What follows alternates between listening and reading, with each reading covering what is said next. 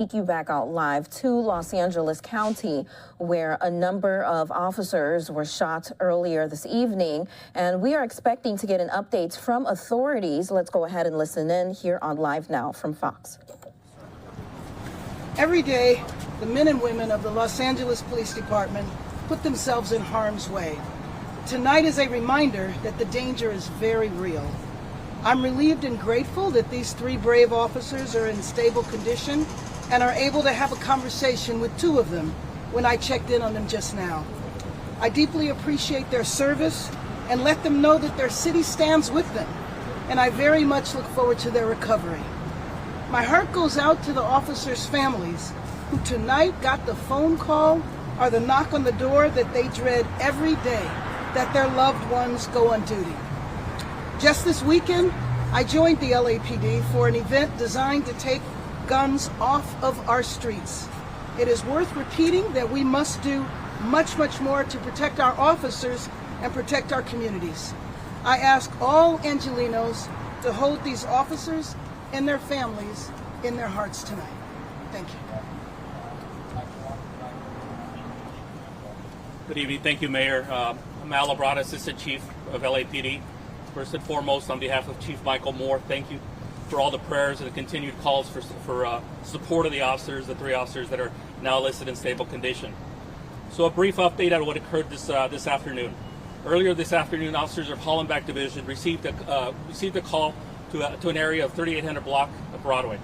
The officers responded to the area and conducted a search for investigation of a parolee at large. During the subsequent investigation, officers came across the individual who refused to comply to the commands, and a request for K-9 officers was requested for Metropolitan Division. During the subsequent search, officers encountered the individual and utilized some gas to try to get compliance from the individual. Again, the suspect refused. At one point during the search, the suspect exited and fired at the officers, wounding three officers who are now listed in stable condition here just behind me. Again, we're grateful for the continued calls by the community and those supporting our community. As the mayor mentioned, the tragedy of the dangers that some of these officers face is what we face today, and we're hopeful that this tragedy will not continue to repeat itself. As of 20 minutes ago, we were notified that the individual was taken into custody without further incident. We're thankful to the community that supported the large perimeter, the response of the officers, and more importantly for the patience that was demonstrated by our residents in the area. Thank you. Can you tell us the conditions of the officers? I know the mayor said that she was able to speak to two. Are they undergoing surgery? How many times were they shot? So I won't go into details of the specific injuries, but the officers are in stable condition. All three of them are speaking, and all of them have their families here as well. So I'm happy to report that they are in stable condition, and potentially they may be released, but we're still doing more evaluations. The medical staff is doing additional evaluation of the officers. Were they injured by gunfire? Yes. That's part of the investigation. Our Force Investigation Division is here to conduct the investigation relative to an officer-involved shooting, as well as our Robbery Homicide Division, who will investigate the aspect of the crime against the officers. Is the suspect still alive? Because we're hearing multiple. I don't have the details from the scene.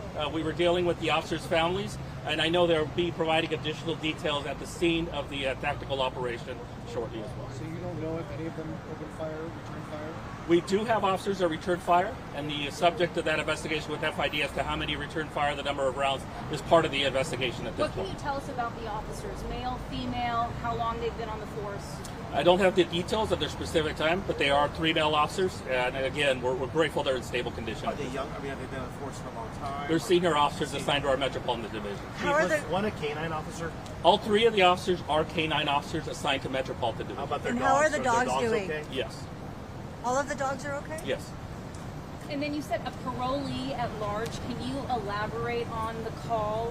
Was there a search warrant out for this person? I don't have the details of the specific information the officers received. We did receive the information that they were looking for parolee at large during the initial investigation. What can you tell us about the suspect? Age? Where is he from? I don't have the details, but as soon as we're able to provide that information, we will provide it as part of the investigation. Have you responded to that house before? Any prior calls? Again, we don't have the details. Potentially we have, but that's something that will have to be reviewed as part of the ongoing investigation. Do you know how far? How far from the initial call was to where he was apprehended? I do not know. I apologize. Not the same location. No. And one officer was taken by ambulance and two by ground transport? I do not know the details of the transport. I know that all three were brought here to County USCMC. Can you talk a little bit about, I know that sometimes people say, you know, these routine officer responses, nothing is routine in your guys' job, and obviously this turned out to be something that was pretty extreme. Correct. As I think I mentioned, this incident started about 3:50 this afternoon, so it shows the level of patience and more importantly, the officers taking their time to try to de-escalate this and more importantly, resolve this peacefully. And unfortunately, behavior of this individual did not result in that. A very deadly situation. We're grateful residents were not injured as part of this, and we're grateful the officers are going to be okay. All right. Good evening, Jacob Robbie, LAFD, Captain PIO. At 6:37 p.m., the LAFD responded to the intersection requested by LAPD of North Broadway and Mission Road for a report of a shooting, with officers down and a barricaded suspect. We arrived on scene. We did find 3 officers down. The LAPD officers were assisting the other officers coming to our rescues. We had 2 paramedic ambulances on scene. There were 3 patients. 2 were taken in one ambulance. The other was taken in the other, all by LAFD, to the hospital behind you here, to the trauma center for evaluation. They were alert and oriented when we were transporting them. They are in stable condition, as everyone else mentioned at this time. And they did all have gunshot wounds. They're all suffering from various gunshot wounds. Again, had a rapid extraction, got them here.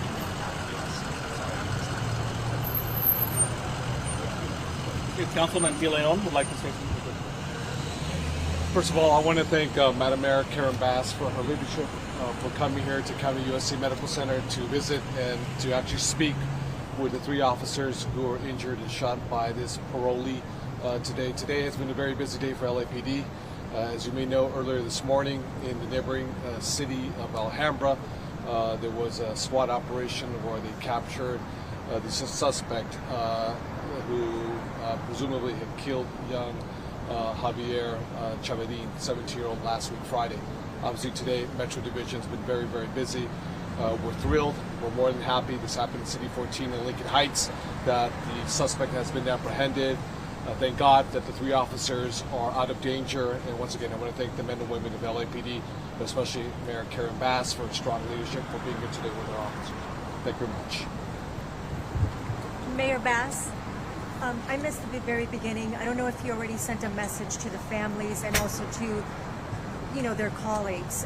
What would be your message to the LAPD and to the families that are... Well, I did speak with 2 of the officers. I haven't had an opportunity to speak with the families yet, but our crisis response team is here to provide the families with whatever support that they need. But my message to them is that we stand with them, is that our prayers, our hearts go out to them for their speedy recovery and also for the trauma that their families are facing right now. And we know that officers every day, when they go to work, that their families are left in fear, hoping that they won't get the phone call that these 3 families got tonight. Mayor, how do they seem to be doing emotionally, their families tonight? Oh, the 2 officers that I talked to are strong. Strong. The questions that they asked me was about their colleagues that were still out there looking for the suspect. So, you know, like you would expect, they weren't concerned about themselves. They were concerned about their colleagues that they knew were still out in the field. It must have been something to see you come in and talk to them relative to see the mayor coming to the room and at this moment. So, well, I don't know. I mean, I think that it was just important for me to be here. This is a place that's familiar to me. I used to work here in the emergency room in trauma. And so to go back to the emergency room now to try to bring comfort and support to officers was something that was very important and meaningful to me. Thank you. Thank you. I can provide a Spanish piece if you're ready.